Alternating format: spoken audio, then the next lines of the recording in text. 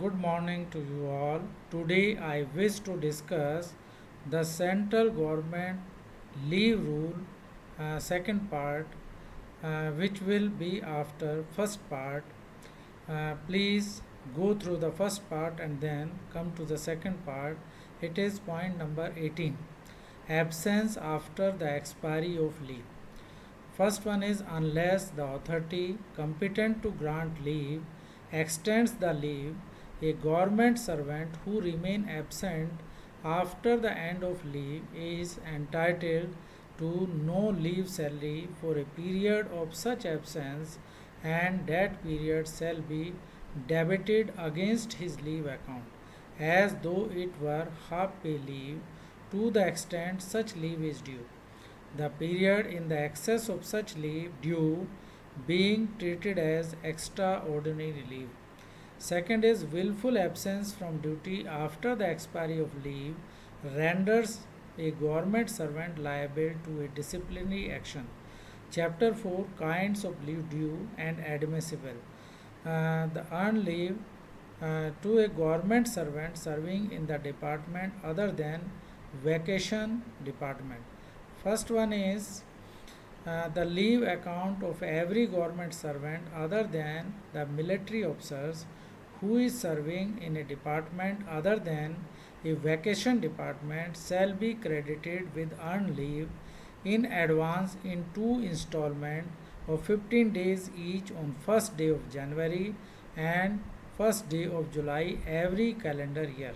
Second, when a government servant joins a new post without availing full joining time by the reason that first, he is ordered to join the new post at a new place of posting without availing of the full joining time to which he is entitled, or B. He proceeds alone to the new place of posting and joins the post without availing full joining time and takes his family letter within the permissible period of time for claiming travelling allowance for the family. The number of the days of joining time as admissible under sub rule 4 of the rule 5 of the Central Civil Service Rule joining time rule 1979, subject to the maximum of 15 days reduced by the number of days actually availed of, shall be credited to his leave account as earned leave, provided that the earned leave at his credit together with a unavailed joining time allowed to be so credited shall not exceed 300 days. B. The leave at the credit of a government servant at the close of a previous half year shall be carried forward to the next half year, subject to the condition that the leave so carried forward uh, plus the credit for the half year does not exceed the maximum limit of 300 days. Provided that whether the earned leave at the credit of a government servant as on the last day of December or of June is 300 days or less, but more than 285 days, the advance credit of 15 days earned leave on the first day of January or July to be afforded in the manner indicated under sub rule 1 of the clause A of the sub rule 1 shall instead of being credited in the leave account to be kept separately and first adjusted against the earned leave that the government servant takes during that half year, and the balance, if any, shall be credited to the leave account at the close of the half year, subject to the condition that balance of such earned leave plus leave already at the credit do not exceed the maximum limit of 300 days. C. First, where the government servant not in the permanent employ or quasi permanent employee is appointed without interruption of service substantially to a permanent post or declared as quasi permanent, his leave account shall be credited with the earned leave which would have been admissible if his previous duty had been rendered as a government servant in the permanent employ diminished by any earned leave already taken. Second, where a government servant had availed of extraordinary leave since the date of permanent appointment or quasi permanent appointment, such leave may, subject to the provision of the Rule 10, to be converted into earned leave to the extent it is due and admissible as a result of recasting of his leave account. D. A period spent in the foreign service shall count as duty for the purpose of this rule if contribution towards the leave salary is paid on the account of such period. Second, subject to the provision of the Rule 7 and 39 and Sub Rule 1 and 3 of the rule, the maximum earned leave that may be granted at the time shall be first 180 days in case of any government servant employed in India, or 150 days in the case of the government servant mentioned in the exception to the sub rule 1. Third is the earned leave may be granted to a government servant in the class 1 of the class 2nd service, or to a government servant mentioned in the exception to the sub rule 1 for a period exceeding 180 days but not exceeding 300 days if the entire leave so granted or any portion of thereof is spent outside India, Bangladesh, Bhutan, Burma, Sri Lanka, Nepal and Pakistan, provided that where earned leave for a period exceeding 180 days is granted under this sub-rule, the period of such leave spent in India shall not in aggregate exceed the aforesaid limits. Second, calculation of the earned leave. First one is earned leave shall be credited to the leave account of the government servant at the rate of 2.5 days for the each completed calendar month of the service which he is likely to render in a half year of the calendar year in which he is appointed. Second, A. The credit of the half year in which government servant is due to retire or resign from the service shall be afforded only at the rate of 2.5 days per completed calendar month up to the date of retirement or resignation. B. When a government servant is removed or dismissal from service, credit of the earned leave shall be allowed at the rate of 2.5 days per completed calendar month up to the end of the calendar month proceeding to the calendar month in which he is removed or dismissed from the service. C. When a government servant dies while in service, credit of earned leave shall be allowed at the rate of 2.5 days per completed month of the service up to the date of the death of a central government. Third, if a government servant has availed the extraordinary leave and or some period of the absence has been treated as dies none in a half year, the credit to the afforded to his leave account at the commencement of the next half year shall be reduced by 1/10 of the period of such leave and or dies none subject to the maximum of 15 days. Fourth, while affording credit of the earned leave, fraction of the days shall be rounded off to the nearest day. Uh, Next, earned leave for a person serving in the vacational department. First, A. The leave account of every government servant other than a military officer who is serving in a vacation department shall be credited with the earned leave in advance in the two installments of the 5 days each on the first day of January and July of every calendar year. B. In respect of any year in which government servant avails a portion of the vacation, he shall be entitled to addition earned leave in such a proportion of the 20 days as the number of days of vacation not taken bears to the full vacation provided the total earned leave credited shall not exceed 30 days in a calendar year. C. If in any year the government servant does not avail any vacation, earned leave will be as per Rule 26 instead of the clause 1A and B.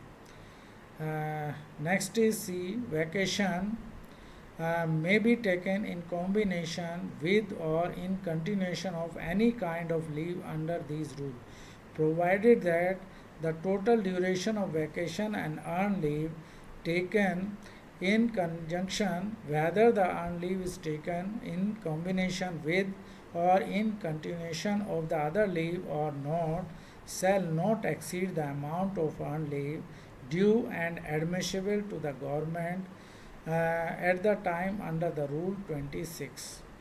Third, the earned leave under the rule at the credit of a government servant at the close of previous half year shall be carried forward to the next half year, subject to the condition that the leave so carried forward plus the credit of the half year shall not exceed the maximum limit of 300 days.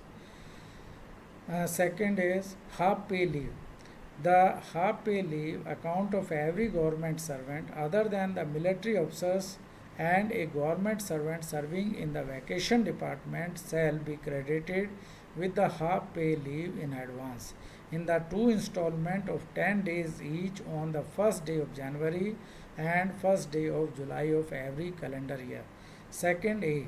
The leave shall be credited to the said leave account at the rate of 5/3 days for each completed calendar month of the service which he is likely to render in the half year of the calendar year in which he is appointed. B. The credit of the half year in which a government servant is due to retire or resign from the service shall be allowed at the rate of 5/3 days per completed calendar month up to the date of retirement or resignation. C. When a government servant is removed or dismissal from the service, credit of the half pay leave shall be allowed at the rate of 5/3 days per completed calendar month up to the end of the calendar month proceeding calendar month in which he is removed or dismissed from the service. CA. When the government servant dies while in service, the credit of the half pay leave shall be allowed at the rate of 5/3 days per completed month of the service up to the date of the death of a government servant. D. When a period of the absence or suspension of a government servant has been treated as dies non in a half year, the credit to the afforded to his half pay leave account at the commencement of the next half year shall be reduced by 1/18th of the period of the dies non subject to the maximum of 10 days. Third, a government servant who is eligible for departmental leave under Rule 49 shall be entitled to half pay leave or 20 days on completion of the 12th month of the actual duty. Fourth, the leave under which this rule may be granted on the medical certificate or on private affairs. Fifth, while affording credit of the half pay leave, fraction of a day shall be rounded off to the nearest day. Next is committed leave. First one, committed leave not exceeding half of the amount of half pay leave due may be granted on medical certificate to a government servant other than a military officer subject to the following condition. A. The authority competent to grant leave is satisfied that there is a reasonable prospect of the government servant returning to the duty on its expiry. B. When committed leave is granted, twice the amount of such leave shall be debited against the half pay leave due. First A. Half pay leave to the maximum of 180 days may be allowed to the committed during the entire service without production of medical certificate where such leave is utilized for an approved course of study certified to the public interest by the leave sanctioning authority. Second, where a government servant who has been granted commuted leave resigns from the service or at his request permitted to retire voluntarily without returning to duty. The commuted leave shall be treated as half pay leave, and the difference between the leave salary in respect of the commuted leave and half pay leave shall be recovered, provided that no such recovery shall be made if the retirement is due to the reason of the ill health incapacitating the government servant for further service or in the event of his death. The leave not due. The first one is say the case of the leave preparatory to retirement, leave not due may be granted to a government servant in the permanent employee or quasi-permanent employee other than a military officer, limited to a maximum of 360 days during the entire service on medical certificate subject to the following condition. A. The authority competent to grant leave is satisfied that there is a reasonable prospect of the government servant returning to duty on its expiry.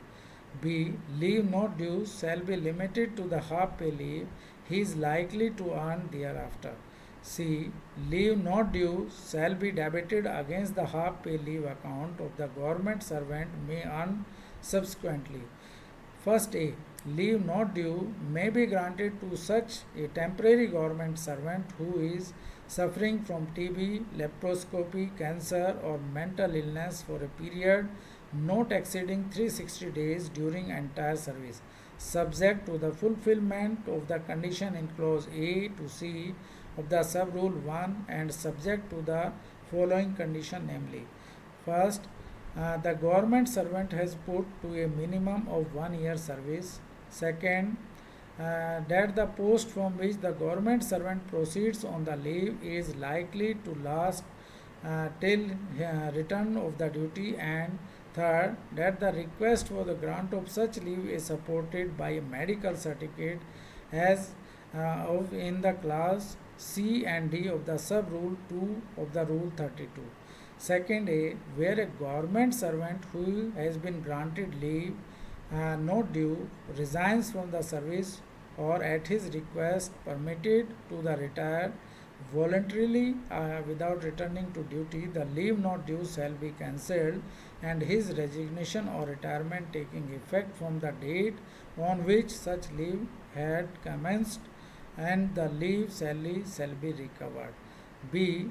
Where a government servant who, having availed himself of the leave not due, return to the duty but resigns or retires from the service before he has earned such leave, he shall be liable to refund the leave salary to the extent the leave has been earned subsequently, provided that no leave salary shall be recovered under the clause A or clause B if the resident, if the retirement is by the reason of the ill health incapacitating the government servant for the further service or in the event of his death. Next, provided further that no leave salary shall be recovered under the clause A or clause B if the government servant is compulsorily retired prematurely under the rule 48 1B of the Central Civil Service Pension Rule 1972 or is retired under Fundamental Rule 56J or Fundamental Rule 56I. Next is extraordinary leave. First one is extraordinary leave may be granted to a government servant other than a military officer in a special circumstances. First, when no other leave is admissible. Second, when other leave is admissible but government servant applies in writing for the grant of extraordinary leave.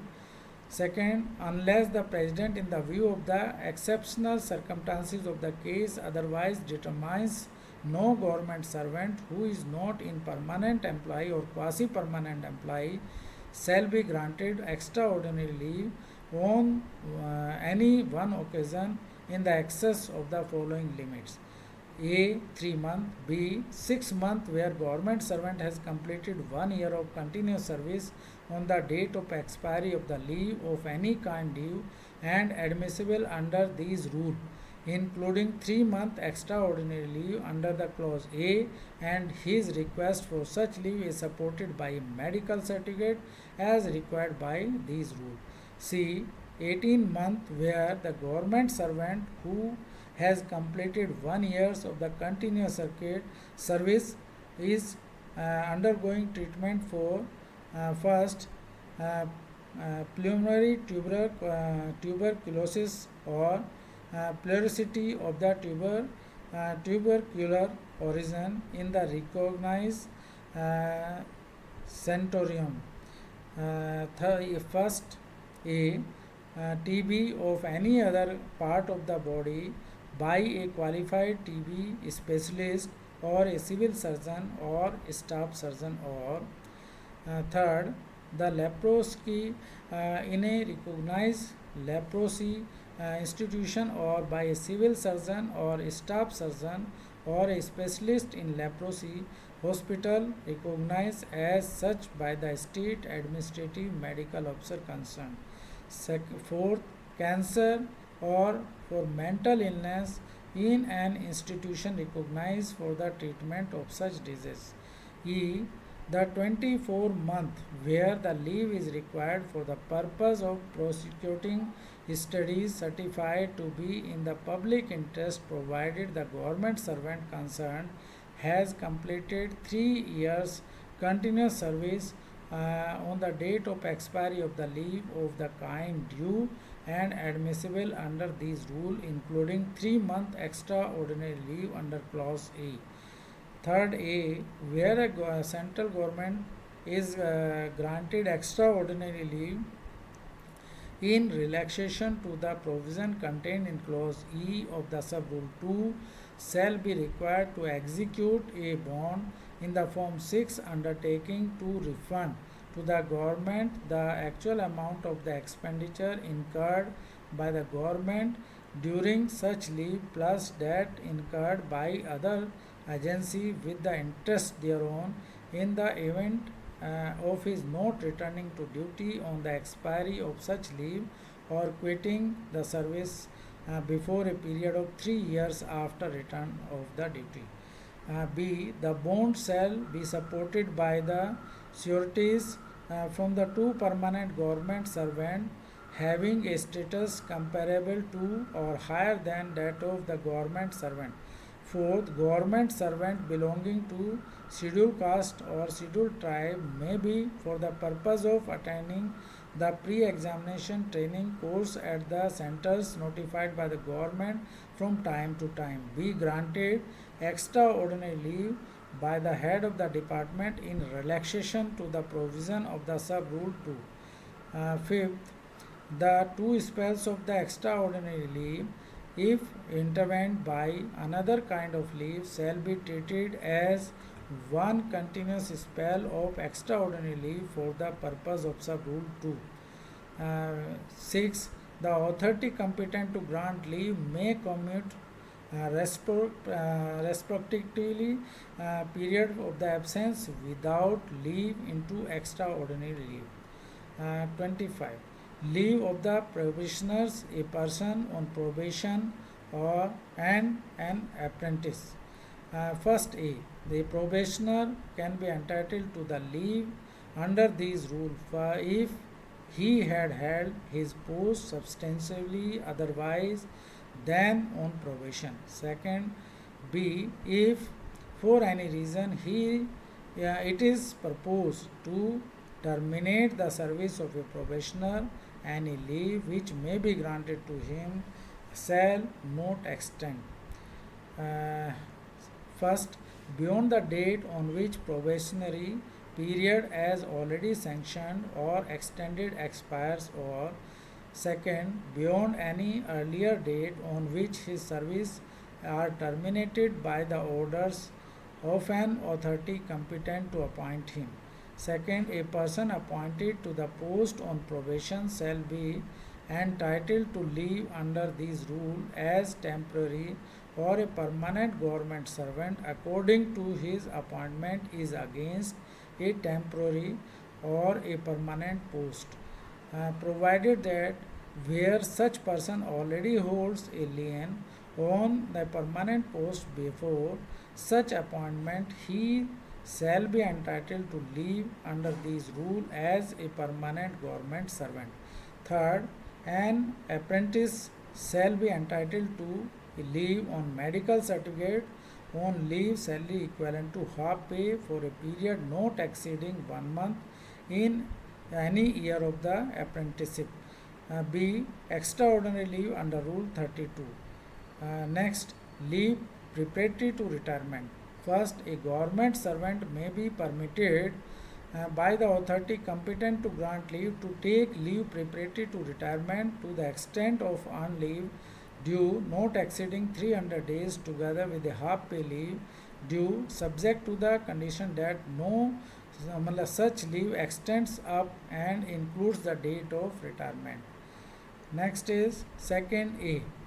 When a government servant who is on foreign service or under any local authority or a corporation or a company wholly or substantially owned or controlled by the government or a body controlled or financed by a government hereinafter referred to as a local body applies the leave preparatory to retirement, the decision to grant or refuse such leave shall be taken by foreign employer with the concurrence of the landing authority under central government.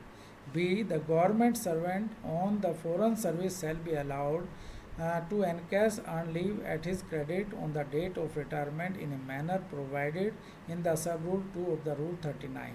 Third, where a government servant is on foreign service or in or under a local body other than one mentioned in clause A of the sub-rule 2, leave preparatory to retirement shall be admissible to him only when the he quits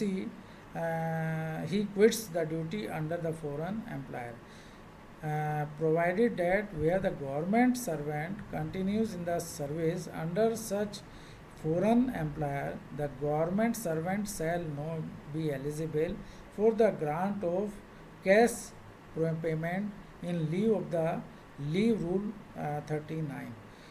Next, encashment of earned leave with the LTC while in service. A government servant may be permitted to encash earned leave up to 10 days at the time of availing of the leave travel concession while in service, subject to the condition that a balance at least 30 days of the earned leave is available to his credit after taking into account the period of encashment as well as leave being availed of.